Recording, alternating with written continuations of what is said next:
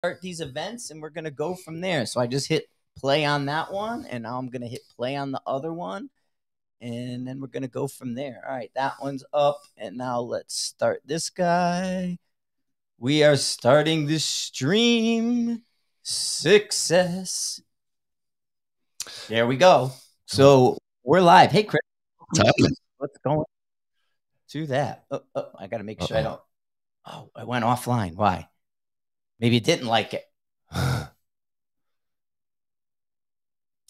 What did it do? It just, something didn't like it. We're there. Live. We're live. Live offline, huh? Oh, maybe now it's back. All right. It just is. You know what? There's a signal hiccup. See how we're kind of faded a little? We had a bad connection. It's almost like I said, my board. I think I got to replace this board. Let me mute. Is this what they use on the just happens to do that thing? No, it's that. Because now we're getting a feedback. There, how's that? I'll mute my computer on that. I think that's better. All right, now I don't have the feedback loop going on. All right. Take us a minute. Yep. All right, so we're in, and we don't have the feedback loop happening. So that's going. All right, so I just had a little feedback loop. It's weird because I want to set this up and do these things and have it so it's like go push the button. But like every time I do it, I find there's a new setting that has to get changed that it doesn't like. Well, mainly because we are podcasting and live streaming all at the same time, and I'm using one set of all this data to go through and to say, hey, you know, this is what we're doing. Yeah, but all those little things make a difference when we kind of expand it. So it's I mean, every time we find a bug, it's totally worth it. Oh, yes, totally. The bugs are definitely worth finding out. I wonder if let me check this, make sure that went up. So check this out, guys. This is a bullet seeker, and this is a Doppler device, not a firearm. So it's just a little Doppler. I'm pretty sure it's a Doppler. Yeah, it's a Doppler. Like it's like a little mini lab radar type of deal. Right, like the same thing that people measure ball speeds and speeding traffic and stuff. But this is a really right stuff ARCA clamp, and somebody made a device that mounts this better so that it can be mounted to an ARCA rail. And so Frank was showing this to me. Let's say here's a little device, a section of an ARCA rail. You could mount this on whatever had an ARCA rail, right? And you could adjust it so that it was fixed to whatever you fixed it to. In this case, we use it for firearms, and this would be used for getting speed. So instead of a magneto speed or a lab radar, you've got a fixed device that can monitor the speed of every shot without having a point of impact shift. It's not cumbersome. It doesn't have... I understand that there's huge bayonets that people have on their rifles, but that could be hard if you're moving it in portholes and stuff.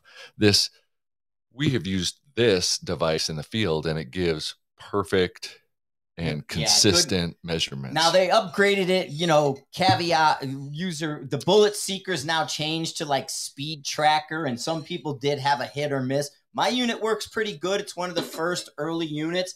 And what it did and what Chris is explaining is it came with an arms mount, just a pick rail mount, or like a little piece of plastic, a Y that went over your barrel, and you were really just supposed to like rubber band it to your barrel if you wanted to.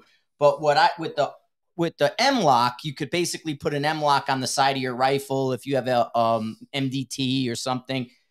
However, a lot of us are running ARCA. And so this upgraded really right stuff gives you the option of a pick rail or the ARCA, which is what most of us are doing.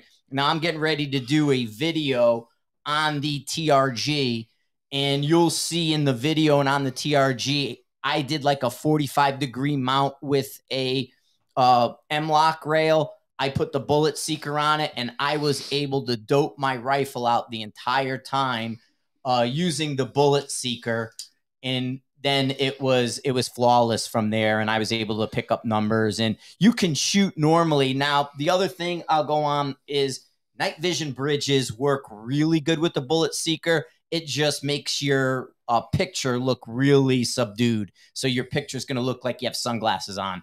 But I'm a bullet seeker fan. Chris has the Andy scan.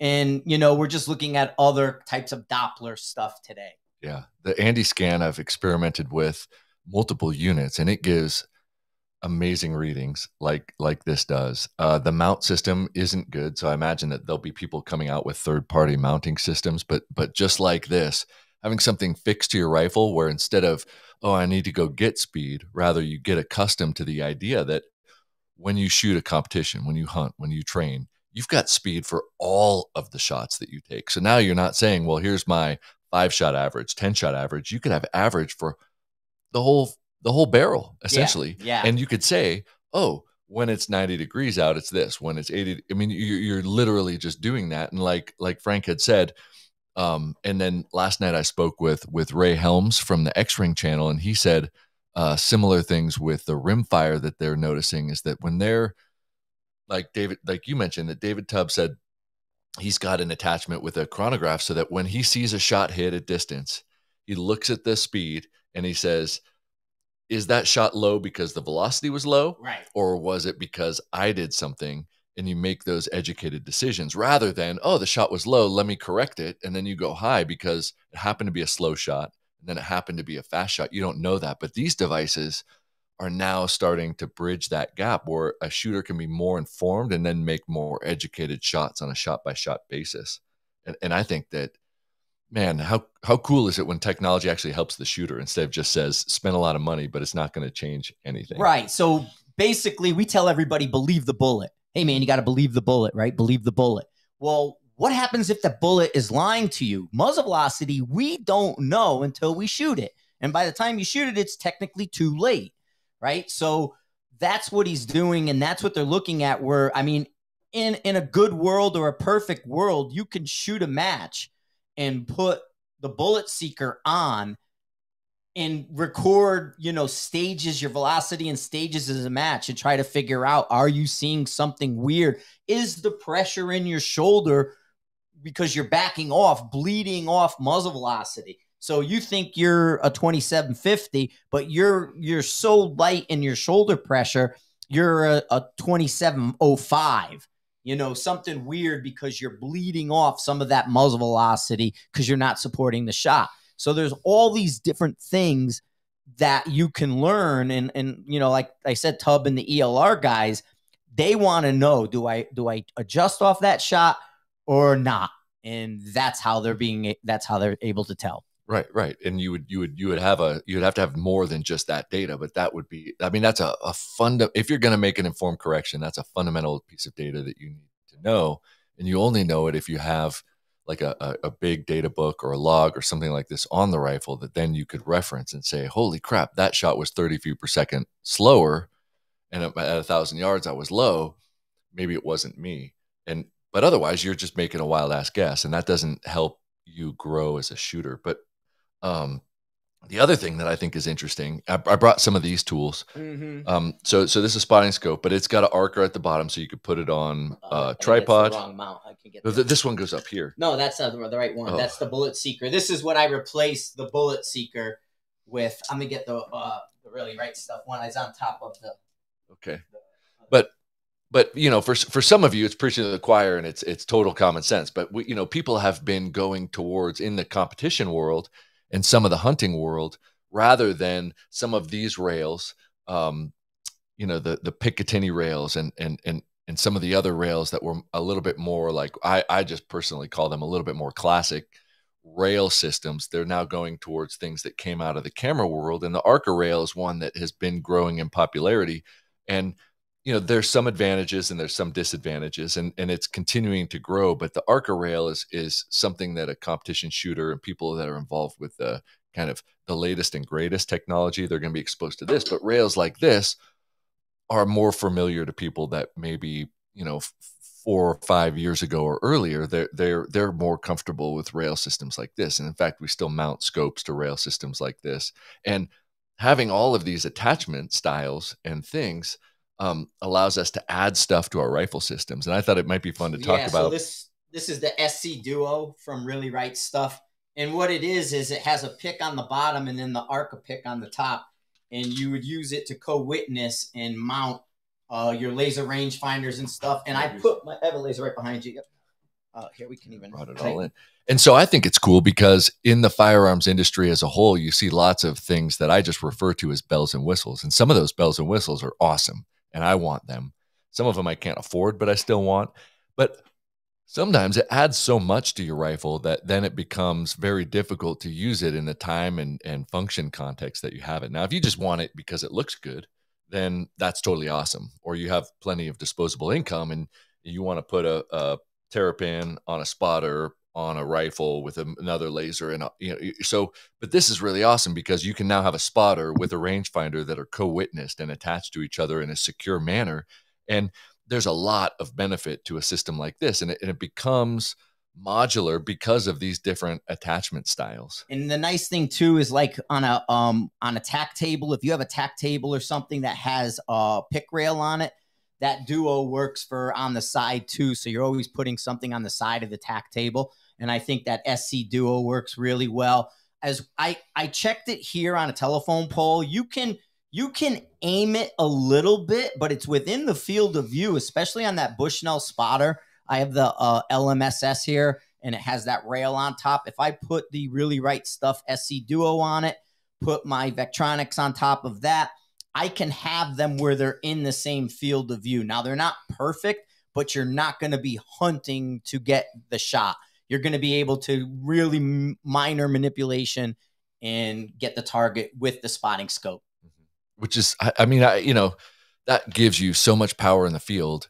And of course, the time element, you've got to think about the application, but being able to put a tack table like this with the Arca rail, slide it onto your tripod, because a lot of the tripods that are fast and adjustable have the Really Right Stuff ball heads and so on. So you put this on there, you could shoot off of it, but having the pick rail on the side allows attachment of a rangefinder. And in fact, with that rangefinder there and a bag on it, you wouldn't have to remove it to shoot and to maneuver and to put other things like binoculars. So you become kind of empowered if you have the time, right? We're not talking about get a shot off in 6 seconds, but rather than getting all this stuff out of your pouch, your pack, your, or your belt, you've got it fixed to something that you've trained with. And now you've regained the time element in that context. And so, I thought it'd be fun to talk about the things that we're attaching, how people are coming up with better attachments so that they're secure. Because you think like, why did people bed actions in stocks in the past? And what did that do? And now people are coming up with attachments. And at what point are they going to start bedding those because of the precision required? Yeah. I mean, well, you got guys who bed bases and rings and things. I mean, in the past, that was something you paid a gunsmith for. He was bedding everything and he was fitting everything to your rifle. So the base was custom fit to your action, and then that was bedded. He was working on your rings and doing stuff with your rings, lapping them and this and that. So that was a custom gunsmith at the time. Now today, we're barreled actions, we're chassis, we're not bedding, we're just dropping stuff in. Switch barrel, you get a pre-fit, you loosen a screw, you put it on. So we're assemblers now at home versus, full-blown gunsmiths like we did in the past. Mm-hmm. So, and I think that's pretty cool. I'm trying to minimize like the exposure, because if we put a video on YouTube or something like that, I don't want them to flag it. But one of the things I want to just show about the Arca rail that allows at least competitors to have some modularity is that I think this is the sexiest rifle. He's going into the rifle closet. Here we've got an attachment and it's fixed, and you got a bipod that's fixed here. Now, having this fixed bipod makes it reliable, consistent, and it would be set to you. So that my guess is this is set to Frank because it's Frank's rifle, so that when he gets behind it, he can manipulate his bipods. Problem is, if I'm taller or with a longer reach, I might feel more comfortable with it further or closer. And having to maneuver that, I've got to release this and adjust it myself. And so when it comes to precision and reliability and tuning that to the shooter, this system is great if it's your rifle and it's standalone and it's fixed in place. But adjusting it fast in the field, you're going to lose time. And the time lost is simply just being able to detach it and move it. So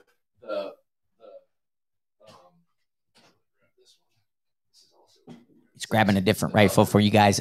Sorry for the podcast people. We're going visual because we're live, but you can get an idea of what we're doing.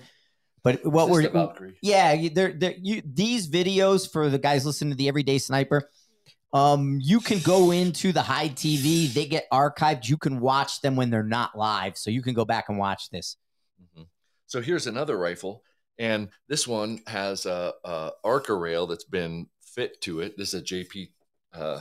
This is a JP, and so they've got the curved bottom, the circular handguard, and so there's rails that are fit to mount up here flush. The thing is, this is a full length Arca rail, and so let's say I was in the field or Frank's in the field, and there are inconsistencies in the ground. It makes it very easy to reach up, and now I've got it where I need it. And if I want it further out, let's say there's a gap in a rock, and I'm going to put it up here.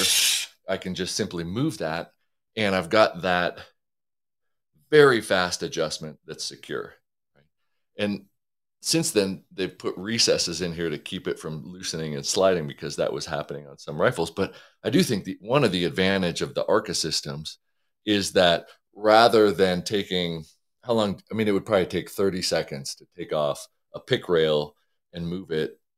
But well, even just finding the slot right, because sometimes the cross bolt is turned and it's like, where's the slot? God dang it.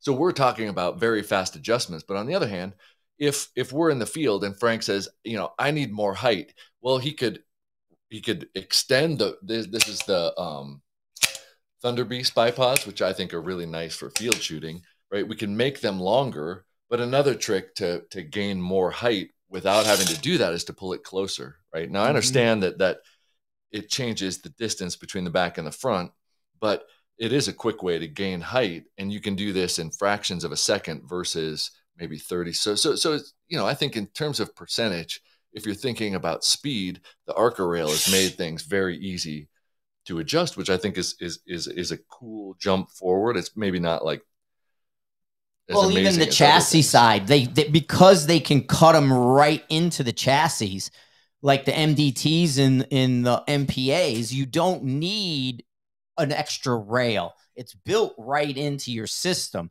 So that becomes very easy, very efficient. It doesn't have a front, back, left, right. It's the same on both sides. So you can come in square and then tighten down and slide it like Chris is saying. Where the old days when we were using the Manfrottos with the RC clamps, you had to go front in and clamp back, So it's just a different way of doing it that makes it more efficient, holds better, and at the same time is a universal solution. Right. And then we go further back. You got the swivel. He has the original Headhunter. That was the first sniper side rifle right there. I don't know which model. This one is number 50, 39. This is 39 out of 50. Wow. And I have 3. I used to get 3 in the 30s because of the combo, but this is a Headhunter. This is sexy. Man, I like these classic looks. But you can see that, it wasn't too long ago where, and in fact, if people are watching this who are hunters and they're not competitors, a lot of people still have these swivel stud mounts. And if you go get a Harris, I think they come standard with mounts that you attach to these swivels, or you could put a sling on it or something like that. But you could see that, if you had a bipod and you had to stick it on this really fast is relative. Yeah, that ain't happening, right? I mean, it's an old A5 like stock. It's got a flush cup in the middle, kind of back, and then it's got a sling stud up front. It's an original A5 stock. Yeah, which is awesome. But you could see that clearly shooters needed something, and that innovation, the curve got very steep, that we need this. Okay, now we got a rail, and now instead of rails, now we got these mounts that slide. And I think that's pretty cool to be able to see that trend of speed and efficiency and then modularity. But going back to like the modular devices, like the bullet seeker, now we're talking about really empowering the shooter with knowledge and not just, it's not just speed convenience, but now it's like bang something that you don't need. I mean, we talk about like, I don't really, unless you're reloading, I don't advocate that you need a chronograph. But if you have the means and you have all that stuff available, Well, then, yeah, you want a chronograph, but you want one that's not bulky, that's not big. Like, I like the Magneto Speed better. What the hell is this? Um, oh, I'm getting blown up by Roberts. Here, we should. Holy cow! What the hell's he doing? But then, you know, you get other things like there's some rings here. I'm just kind of like looking around because when you come to Frank's, it's like firearm everything, right? So this should look familiar. This is a set of scope rings, right? And the scope rings you can stick on, you can adjust them. People would lap them and do all sorts of stuff. But then, you know, but you know, there are some issues with that. So they came up with one-piece mounts, and these one-piece mounts, like this spur mount, now have attachment points where you can put laser rangefinders, you know, illuminator units. You can put other devices onto your optic to make them modular, and then the one-piece mounts make them easy to remove, detach, and remove without having to, you know, make adjustments. Now, I'm not saying that one is better than the other, but they definitely, because here are some single piece rings that have attachments for other things. For example, I put a level that was made for these right off the side of it, and you can put, you know, cant indicators, and you can put other mounts. You can put pick rail mounts if you want to put like a rangefinder on it, and other things. You could probably put the bullet seeker off of this if you were creative with how you had mounts. But you know, those kind of innovations, like, are they useful? Are they bells and whistles? Yeah, but you know what your application is, and I think that that's pretty neat when you think about you know, the ease at which people are producing really high end stuff. But my question is usually, well, what does it add for the shooter that's a benefit versus just something like cool going way over that, like spending the money. Well, I mean, all of these attachments? well, but like I mean, a good example, like I don't know. I mean, the attachments. I'm going slimmer now, but it's nice to have the stuff. So I like the new Seekins. I don't have one up here. I don't think it's downstairs, but the spur, the Seekins, the attachments do make it worthwhile. I mean, just think of like the Send It level that people use. I would rather see people run a Send It level and run it alongside and do that. And I think the Spurs and the Seekins do those things really well. Now, my problem is, and I mentioned this a lot, is if you're going to hang things on something, you have to manage it. So if you take a level that's a scope tube level, and you have to make sure it's always right. And then the same thing like with a spur. If you're going to mount a level on a spur that way, you have to make sure you can aim it. The Seekins has adjustments to actually adjust the level. So you hard mount the level, and then you adjust it to be level on the mount, because those vials are not always right. Those wrappers are not always right.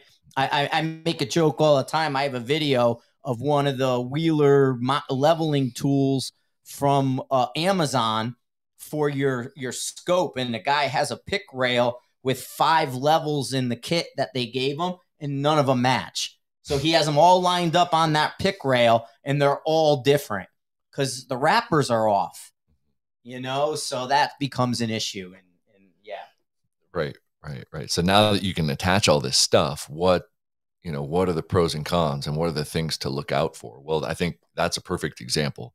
If I Frank and I kind of, we agree on a lot of things and we disagree on a lot of things, and we come close, but we always talk about everything. And usually we end up realizing that we're talking about different contexts. But if you're going to take the time to put a level on your scope, whether it's useful or not, you better make sure that it's level. Mm-hmm. Otherwise, you're referring to something that's not only like giving you misleading information, but it's going to throw you off target to begin with. And I'm like amazed. People don't realize the level can be wrong. Right. Like, I'm like blown away by like, dude, is that level right? Because your shit's off. Right, and, right. And it's like, oh, I aimed it, but then they threw it in their bag, they threw it in the car, they knocked it off. It's like, that ain't right. Yeah. I mean, those are the people that grab their phone and they're like, dude, Frank, I got a cousin in Africa. Yeah. And if I give them $1,000, I just won $500 million. Exactly. You know, exactly. Like, I think, but yeah, now we have access to more and more and more stuff, but what are you doing with it? And then how much can you trust it? And not only do you trust it, but what do you know? Do you know what you're doing with it? And granted, we all, personally, I feel like I'll never stop learning to better improve my understanding of not only shooting and the fundamentals, ballistics and the numbers, but every time I get a new device like the anti scan or the bullet seeker or what else am I super And you know excited what? about? They changed the bullet seeker, so that's what Roberts is blowing me up. Me and Chris are both getting friggin' blown up because Roberts just realized with the bullet seeker and the new speed tracker, long shot cameras is running these things, and guys are having bad luck with some of them. I don't know how they set up mine. Like I said, I bought mine sight unseen, kind of got it from Czech Republic. Really weird situation when I bought it, but I was early adopter. And mine works. And I've been doing it with the TRG. And I just put it right on that 45 of the TRG, came right up. And so, yeah, it's like, I don't know, man. This works for me.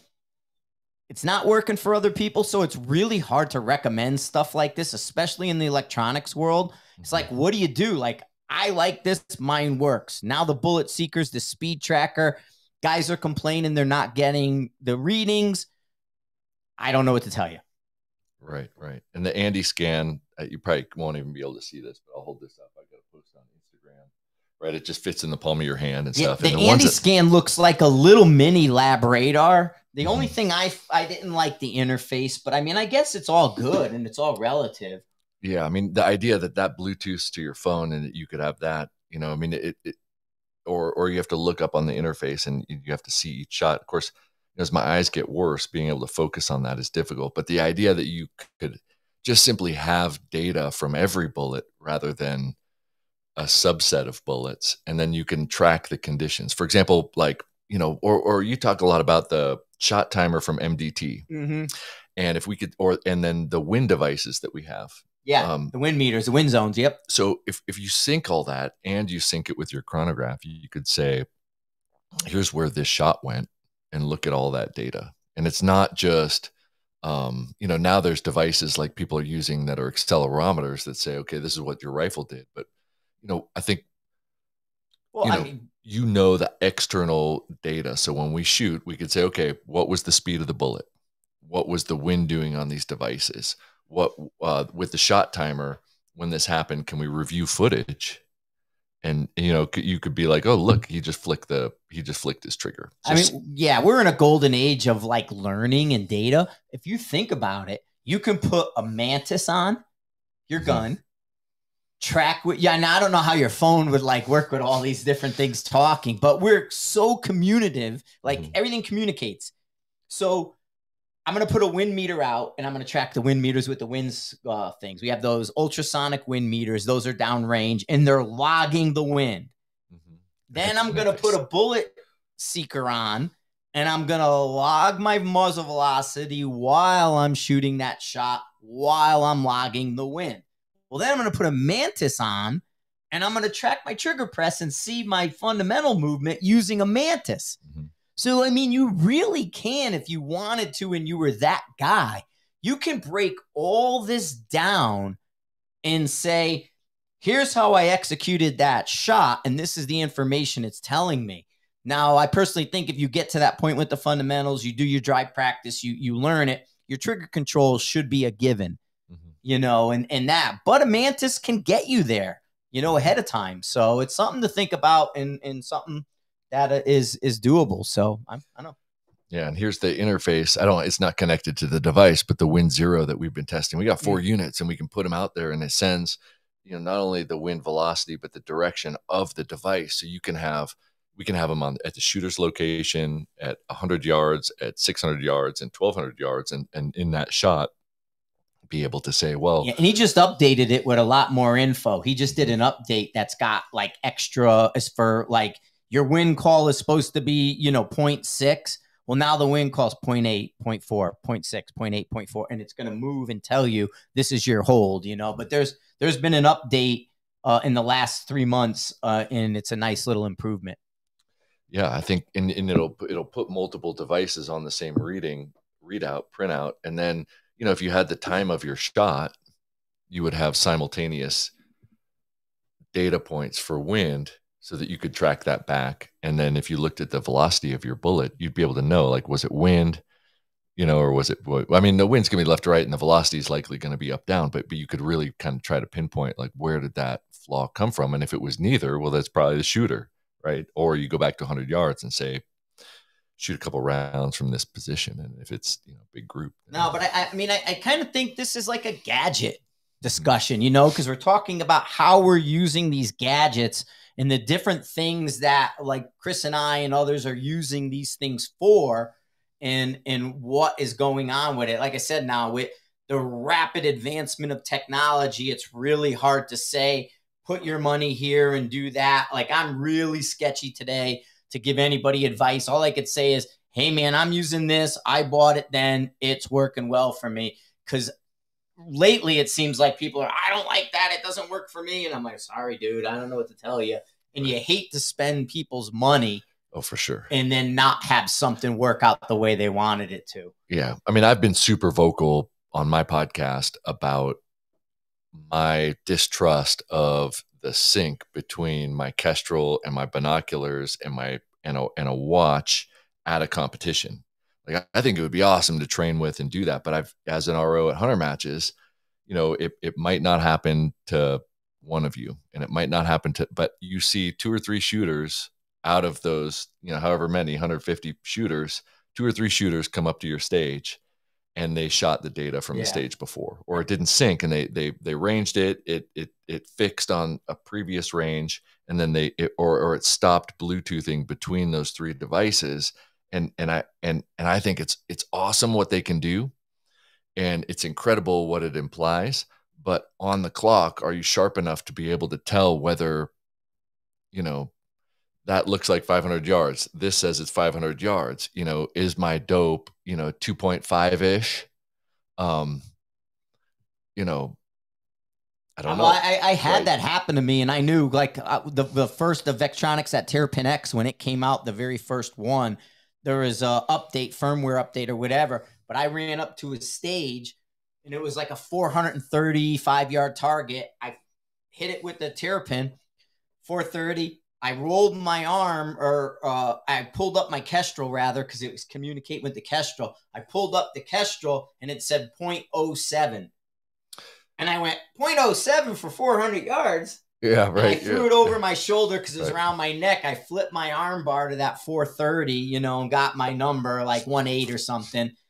But I knew, but what it did is there was a hiccup in the communication. It put a negative 65-degree angle into the Kestrel. But that's 2 menus in. And so you can't do that on the fly, but they fixed that immediately. But yeah, there's that stuff like that can happen. And you never want to see, like, communication errors, Bluetooths, and different things. So it's an interesting play of technology and how we're using it. And then the question is, how do we back it up? Are you backing up that technology? Do you know enough about your rifle system, your dope, and your data? Like Chris says, if it screws up, you can you can see that and know to fix it. Right. So, I've mentioned it in the past, and it's not exactly the same thing, but there was a hunter match up in Wyoming, and Colin Foston runs it. It's really cool. This year, he's hosting the finale for the hunter match, which he'll do the best job ever. He's, experienced and awesome. But I was at his match, and I dropped my binoculars, my rangefinders, and there's limestone up there, and it hit the center of the glass and chipped it. And it was just a chip. And I thought, okay, cool.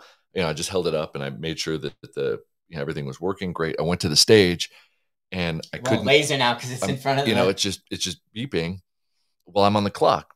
What am I going to do? I literally spent, of the 4 minutes, 3 minutes being like, something's wrong with my binoculars. And Zach was the RO from Thunder Beast. Yeah. And he's like, what are you doing? Like, he knows I'm a shooter. And I'm like, I can't get a range. And it's like, it's a pretty big target. Yeah.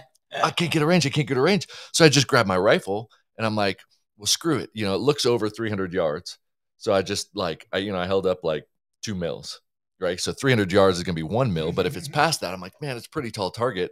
I'm just going to hold 2 mils and shoot. It hit the dirt, corrected, impact. And then I transferred, saw the hit at the dirt, corrected, impact, and then I timed out, but I didn't get a 0. So then from that point forward, I couldn't get ranges. So I finished the hunter match. It was like 5 stages, ranging by fire, just kind of knowing like, okay, I'm going to subtract, 2.7 from, like, oh, that looks like 600 yards. I'm going to hold, 3.5 mils or something like that. And then if I'm close, I'll try to correct, rather than get a 0. Now like that's a failure in technology because I broke it.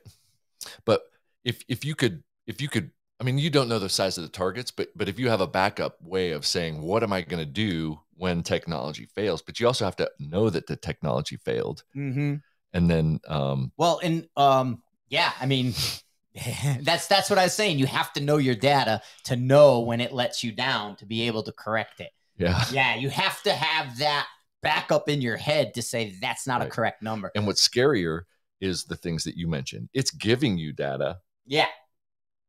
But where is it broken? But you don't, you recognize that can't be right. Like 0.07 is like 120 yards. Yeah. Right? And you're like, that's not 120 yards.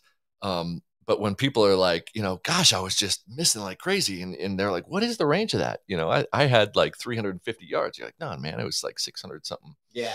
Like, what? No, here, look, it says 300. And then they're like, that was my last stage. Oh, yeah. And yeah. Oh my gosh. And then they're like, oh my God, they stopped sinking. and then it's like, well, can I shoot it again? Well, no, but, good luck with that. Yeah, trying to. Well, and just to FYI, if anybody out there is in the VA system or in the .gov, the Veterans Canteen, like the Veterans PX, they have the Garmin, the Delta Tactic, the Delta with AB in it.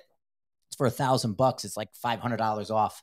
Oh wow! So that's awesome. Yeah, if you're in that Veterans Canteen service, VCS or whatever, you can get the Garmin with the AB. It's not the latest, greatest. It's the one model back, but it's like $500 discount on that. And they work really good. I use them. I run the Garmin's with AB. I told people I fell back in love with AB because the watch and the Garmin's and everything, I just love it. And there's actually a new Fortrex out. They just came out with a 903 or something. Shit, even bigger awesome. For the military guys, the bigger, better GPS Fortrex. It's a big, crazy one now. I want one of those watches. And so I say I'm critical of it, but I want it too. Yeah, they work, but it's a lot of money. Yeah. For something that I probably wouldn't use it in competition right away until I really had that faith, or I got my system to the point where I could make sure that looked right for my experience. And like, you see something, you're like, fuck no, and you shoot. But I see something, I'm like, that doesn't make sense.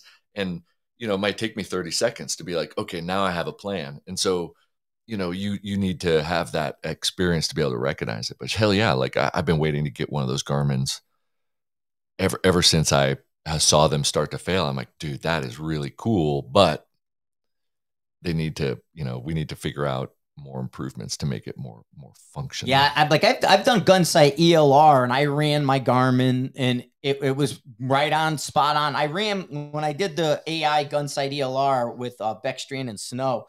I ran the Hornaday Kestrel, the AB Kestrel, and my Garmin all at the same time. And I was looking, and then I noticed how the Hornaday was starting to deviate at like 1,800 yards. It was different.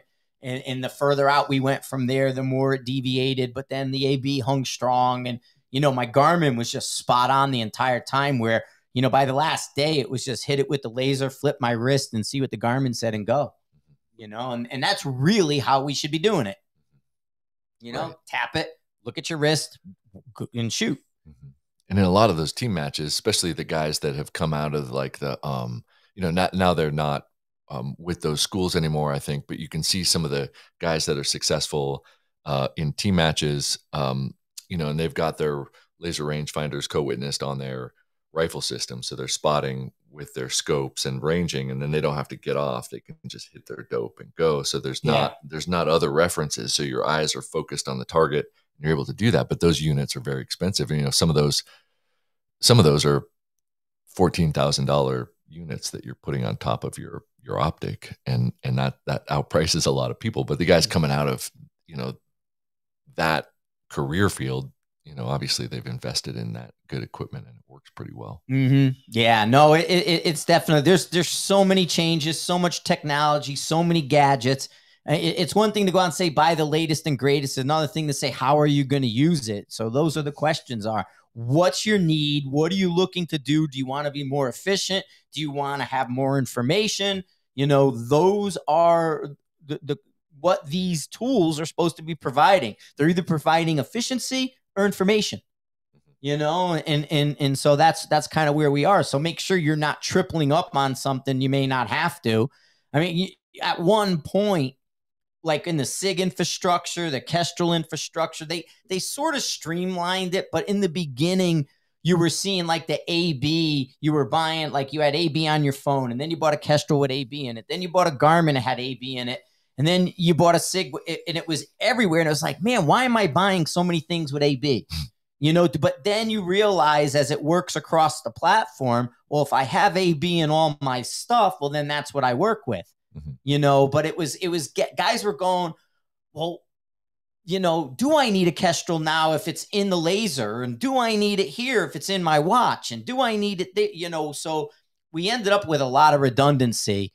I mean, even with bags, right? Redundancy in bags, redundancy in electronics, redundancy in software. So you just got to be careful and go out there and not just spend money needlessly. You know, figure out what mission you're trying to solve. Exactly. Like, is it going to fix what you think it's going to fix? Because, you know, and you see that with brakes too, like brakes and tuners, like, you know, you could spend a lot of money really quick and their problem had nothing to do with brakes and tuners, right? It had to do with something else, right? Like a bad barrel, or they didn't know how to hand load, or they had bad fundamentals, and that's not going to fix those things. And knowing what the fix is and how it's going to be solved. And it's really easy to give a good shooter something and say, look, he uses it, it must work. But the problem is, you know, they're already good. They can make almost anything work. Is it going to solve your problems? I don't know. Well, and it's the guy who's working the clock and doing that repetitions, and he's trying to get, you know, he's getting his barricades down to the 30, 40 seconds. He's working that mechanics. I tell people in class all the time, like, you need to learn your manual of arms. You don't understand your rifle system. You don't know where your controls are. And so for some people, it's like, hey, man, your biggest problem is your confidence behind that rifle. And that's where, you know, for us, it was drill field and, you know, re-cleaning them and doing all that stuff. Right. Yeah, like how often do you see somebody with an expensive rifle and they get behind it and then they shoot and then they look up to see if they could see the impact. They go, I didn't see it. Should I get a heavier bullet? You're like, dude, bro, you can't see that from 1,000 yards away. Like, keep your eye through the scope and you might see something that has nothing to do with your bullet till you can actually keep your face on the rifle instead of looking up over it. Like, all right, cool. Let's talk about buying stuff after you can keep your face through the scope. Well, and it's, you tell somebody to come up to shoot a stage and they're 60 seconds in and they haven't fired their first shot yet. Exactly. You know, and that becomes, those are the things where you have to be honest with yourself. You have to say, this is where I need to work on. And that's kind of what Chris and I are trying to do, is to give you that push, to give you those tools to say, be honest with yourself, be realistic, look at where you want to go with your shooting, and then decide what tools you need to help you with that journey. Right. And often, like, you see memes and you hear stuff, or Frank and I kind of say similar things. I think Kaylin and Phil say the same thing. Chris, I mean, anybody that teaches is saying the same thing. You can hear it at Rifles Only.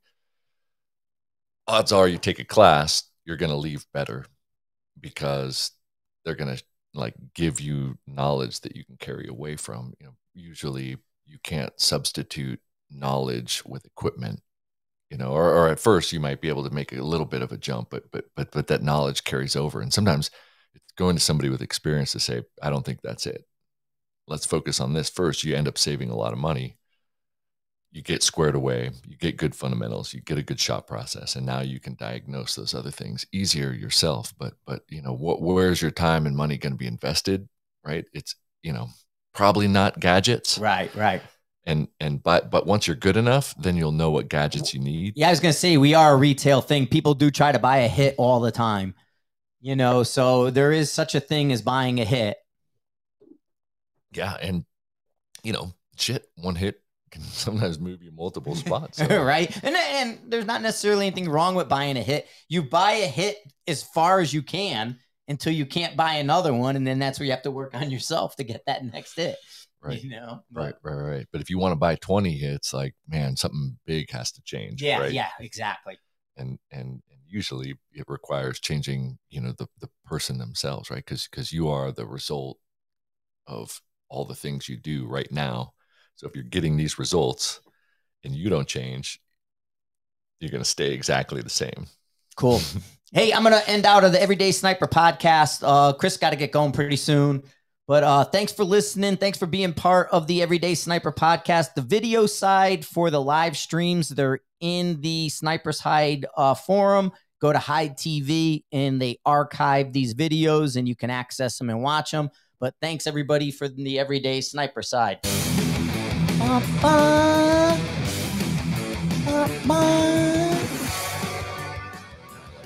So good.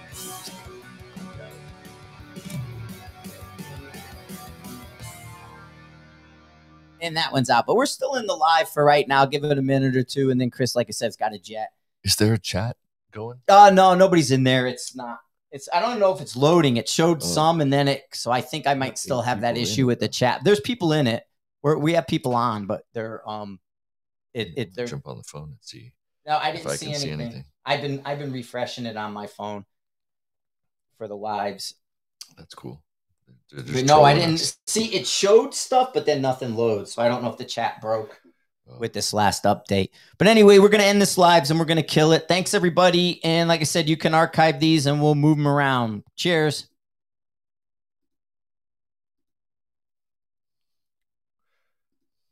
Folks trolling.